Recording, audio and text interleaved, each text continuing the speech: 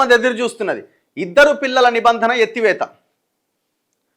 ఇద్దరు పిల్లలు ఉన్నవాళ్ళు మాత్రమే పోటీ చేయాలి. ఒకటి లేదా ఇద్దరు పిల్లలు ఉన్నవాళ్ళు మాత్రమే స్థానిక ఎన్నికల్లో సర్పంచులుగా, వార్డు మెంబర్లుగా, ఎంపీటీసీలుగా, జెడ్పీటీసీలుగా పోటీ చేయడానికి మాత్రమే అవకాశం ఉంటుండే.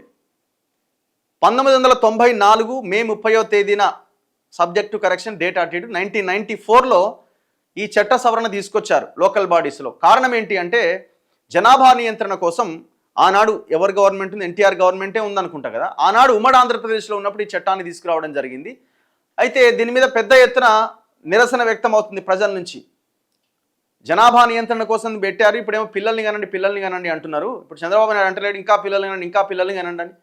ఫెర్టిలిటీ రేట్ పడిపోతున్నది, యువకుల సంఖ్య తగ్గిపోయే ప్రమాదం ఉన్నది భవిష్యత్తులో.